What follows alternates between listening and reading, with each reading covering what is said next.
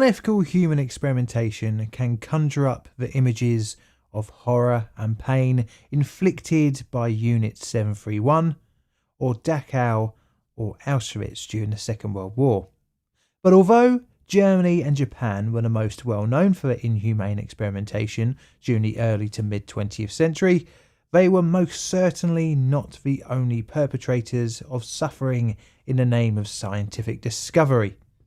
Other experiments on humans have taken a much more subtle route than that of the Axis powers, running in democratic Western countries, preying on the poor, racial minorities and or prisoners. The experiment orchestrators would draw in potential subjects by offering free medical help and or financial incentives. Such an experiment between the 1930s and 1970s would cross the line well into an unethical study, and although not as blatantly gruesome as a vivisection on a subject, would actively hide the diagnosis of a debilitating disease and withhold treatment from its victims, all to find out how a person would succumb to said illness. The experiment orchestrators would draw in potential subjects by offering free medical help and or financial incentives.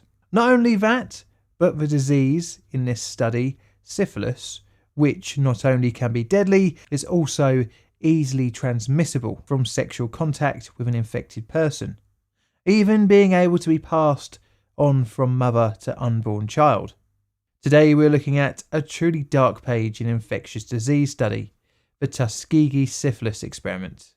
As such, I'm going to rate it here 9 on my ethical scale. Although it didn't have as many victims, this is most certainly up there with the lobotomy.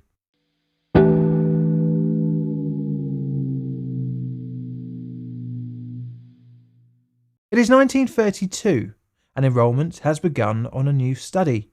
The participants are all African American males from impoverished backgrounds. They have been convinced to become participants by the promise of free lunches, transportation and medical care. The initial groundwork for this enrolment came from an earlier study funded by the Julius Rosenwald Fund and conducted by the US Public Health Service during 1928. It took place over 6 counties in Alabama, USA, and highlighted hotspots of syphilis infections in Macon County in the town of Tuskegee. The aim of the Rosenwald study was to find a population perfect for an attempt of mass treatment for the debilitating disease, and the largely African American inhabitants of Tuskegee seemed like the ideal testbed.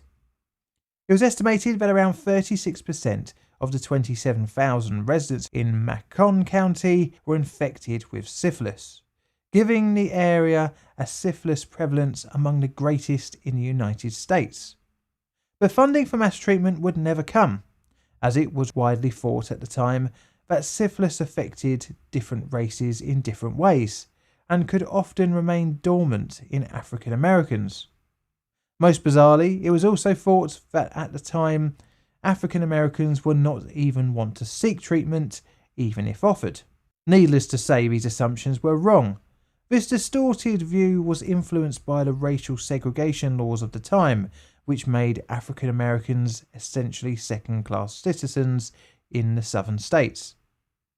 Mass treatment was also not considered due to a lack of funding, as by 1929, post-Wall Street crash, money was not available, especially for a largely impoverished African American population. With no state matching funding, the Rosenwald Fund also withdrew its money for the treatment program. The report into the findings of the 1928 investigation was written by Public Health Service Officer Dr. Taliaferro Clark.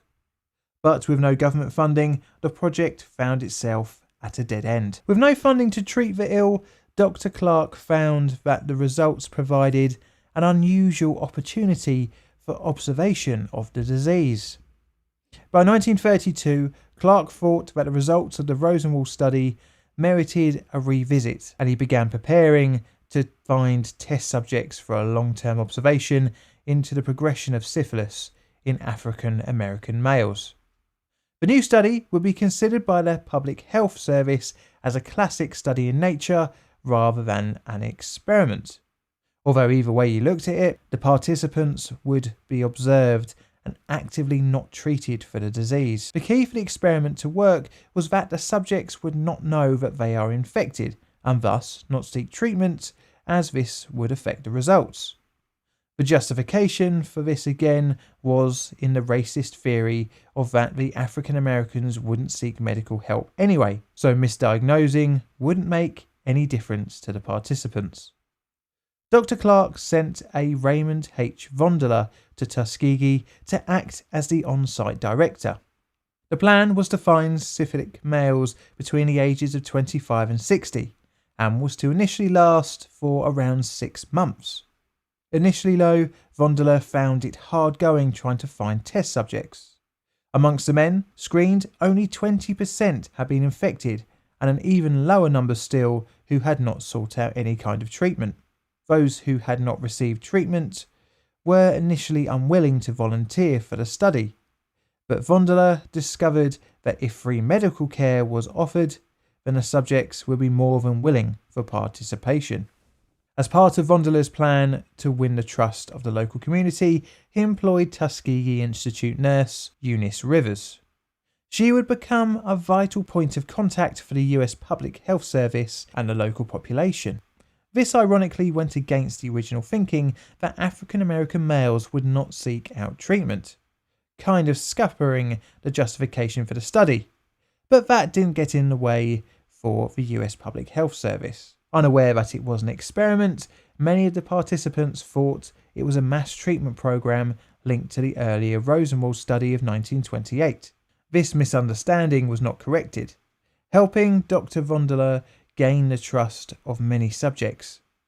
In total, around 4,000 men were lured in to be screened for tertiary syphilis, resulting in 399 positive test subjects being convinced to take part in the study. 201 males were also enrolled as a control group who had not contracted the illness. To not raise suspicion of the infected participants, the control group was also administered useless medications, and if any later contracted syphilis, they would be transferred to the study group or just secretly dropped.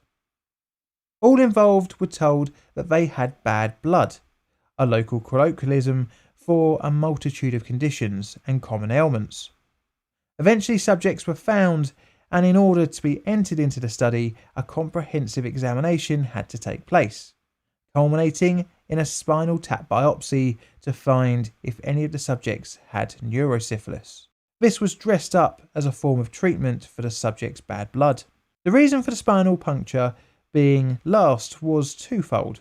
One was to have the subject leaving feeling like they had received a treatment, and two is that neurosyphilis can be one of the final stages of the illness. Once infected persons were found, the intention was to not tell them of their condition and instead only offer placebo or other useless treatments for the symptoms caused by the syphilis.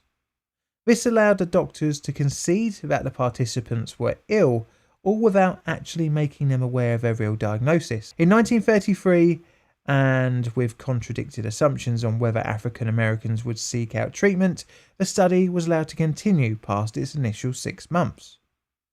The participants were given a small dose of mercury as a way to make them feel like they had received some kind of treatment. Clark and Vondeler, now looking at the long term, wanted to see what would happen over a 5 to 10 year period, but this would eventually last for over 40 years. But this came with a problem. You see, the only need for the subjects was for a few blood tests every few years, but ultimately it would be their bodies post-death that would provide the most scientific value. The issue being, how do you convince someone to donate their body after death to you if you are the one that is meant to be treating them? To offer an incentive for continued participation and eventual access to their body, a $50 stipend was offered for their burial costs, and yearly cash payments of $25 were made for any man who stayed in the study. And this continued participation was where Nurse Eunice came to be very handy, Because she was made the middleman, she kept in regular contact with the participants and administered fake treatment tonics, as well as arranged for transport to the Tuskegee Institute when too ill to travel. At the time, syphilis was incurable, but as the 1930s drew to a close, the study would take a darker turn from withholding information and effective symptom treatment to actively withholding cure. But before this, I think we need to have a quick look at the disease itself and what it does to the human body. Syphilis is a sexually transmitted infection caused by the bacterium Treponema pallidum subspecies pallidum. Its origin is largely unknown, but its first written records of an outbreak of syphilis in Europe occurred in 1494 or 1495 in Naples, Italy. The disease presents itself in 4 stages. Between 2 and 6 weeks after exposure, via sexual contact with an infected person, a lesion is formed called a chancre. Usually this occurs on a person's genitals, but can appear on any part of the body that has come into contact with another chancre. After a few weeks, if left untreated, the chancre will disappear on its own, and this is known as the primary stage. The next secondary stage comes along around 4 to 6 weeks after the first signs of symptoms, and this part of the progression of the disease shows itself in many different ways, but most commonly manifests itself in rashes on any part of the body, and other symptoms include fever, sore throat, malaise, weight loss, hair loss, and headache. These acute symptoms usually resolve after 3 to 6 weeks, leading to the next stage. Latent syphilis develops after secondary syphilis, and it is itself divided into early latent and late latent stages. This stage develops 2 years after exposure. The infected person can then, after a number of years, develop into the 4th and final period of the disease, and that is tertiary stage. The final stage can occur between 3 and 15 years post initial exposure, and can manifest itself in one of several ways. Gummatous syphilis, which is benign tumours that can appear on the body, which can lead to physical disfigurement. Cardiovascular syphilis, which can cause heart problems. Neurosyphilis, which is an infection involving the central nervous system and can result in dementia, mania, psychosis, depression, and even brain damage. And finally, meningovascular syphilis, which involves inflammation of the small and medium arteries of the central nervous system. Roughly 30% of people who have contracted syphilis reach the tertiary stage. This part of the disease progression is largely not infectious to other people. But things in the 1940s would change dramatically for sufferers, and like nearly everything 20th century, links into the Second World War. In 1942, Alexandra Fleming successfully treated Harry Lambert's streptococcal meningitis, originally thought to be a fatal condition, with a new drug called penicillin. The potential use of the fungus for medicinal purposes was known as early as the late 19th century, but growing enough of the fungus to actually be useful was one of its biggest hurdles. Before Fleming's use of pure penicillin, Australian scientist Howard Florey, later Baron Florey, and a team of researchers at Oxford University had treated a policeman for an infection on his face in 1940. Sadly, though, the participant died when stocks of the fungus ran out.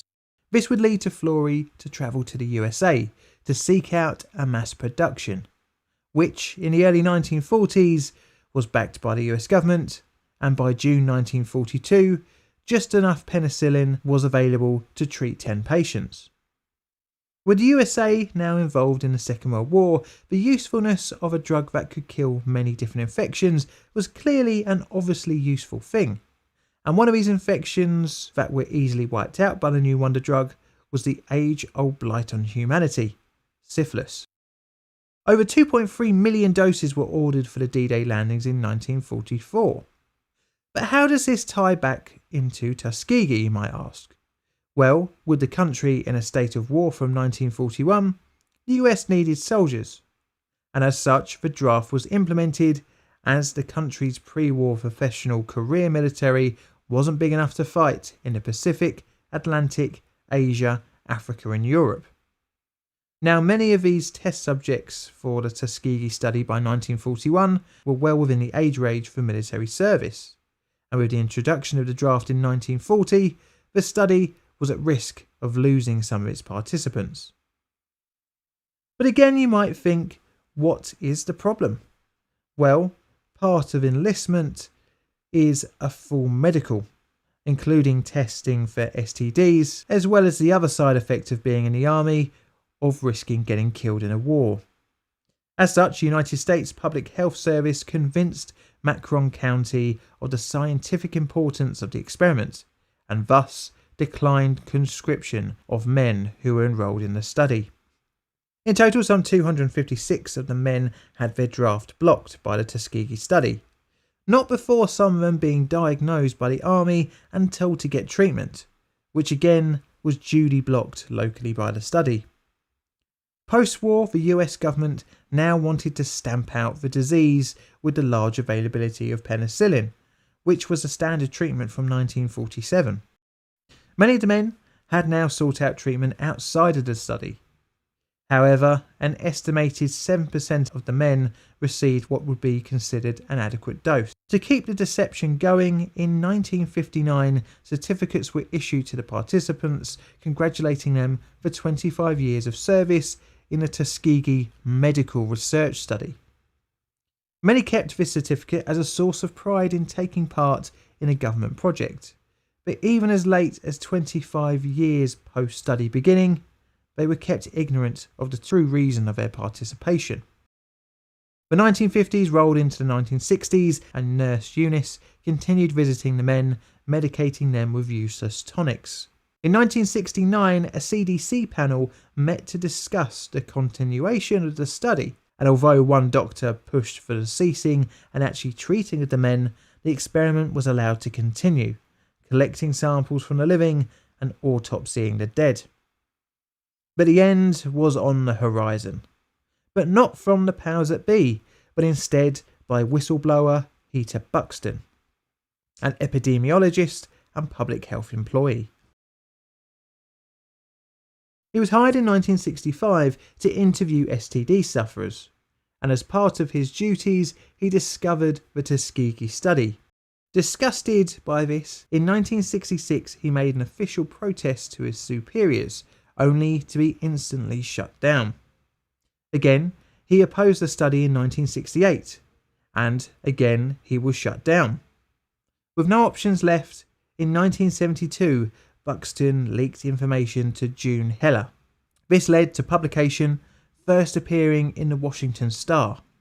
The public outrage forced the Public Health Service to form an ad hoc advisory panel comprising 9 members, 5 of whom were African American. The panel focused on 2 main issues: penicillin therapy and informed consent, both of which were not present in the study, and very rightly they concluded the Tuskegee Syphilis Experiment was ethically unjustified. Thus the study was officially ended in 1973. However, only 74 of the original participants had survived the experiment.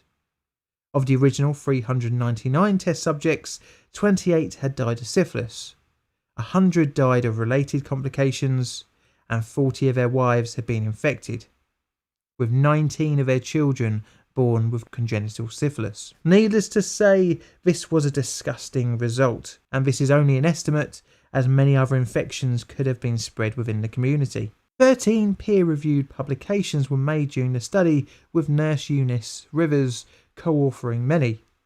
The nurse had worked with the subjects all throughout the 40-year lifespan of the experiment, leaving her to be the longest-serving member of the clinicians involved. The study failed not only on ethical grounds, but also scientific ones.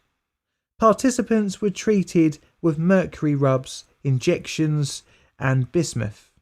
However minimally effective these treatments may have been, this completely contradicted the purpose of the experiment to track completely untreated syphilis. This led to results completely being unreliable and essentially a complete waste of time, money, and most importantly quality of life, resulting ultimately in life itself. On July 23, 1973, Fred Gray, a civil rights lawyer, filed a $1.8 billion class action lawsuit in the US District Court for the Middle District of Alabama. The lawsuit alleged multiple violations of participants' constitutional rights. Unsurprisingly, this never went to trial and resulted in an out-of-court settlement for $10 million, netting many of the victims from between under $20,000 and over $40,000 each, free medical care for themselves and any affected family members, as well as new regulations to be set out to prevent further abusive studies, but nowhere near what should have been given. The racial part of the study is unavoidable, and the race and social economic backgrounds of the participants were preyed upon for their continuation in the experiment. Much of the language in correspondences between the clinicians is pretty hard to read due to the way they talk about the human beings that they were actively refusing treatment for. Because of the study, trust in medical studies have been erased, especially in the African American community in many parts of the United States, which has a knock-on effect in a critical underrepresentation of African American men in studies, for example, in understanding the pathology of prostate cancer, sickle cell anemia, as well as many other diseases. In an attempt to try and mend the bridge for clinical studies with different racial backgrounds, President Clinton in 1997 called survivors and descendants to the White House for a formal apology for the United States' role in the study. But the legacy casts a very long shadow over clinical trials, one that will take a long time to erase, even 90 years after its beginning. The study leaves a bitter taste in the mouth as it resulted in unnecessary suffering due to the manipulation of its subjects, and this is why it has a 9 on my scale. But more importantly, where would you rate this study? Thank you for watching. I'm not going to lie, this one made me very sad.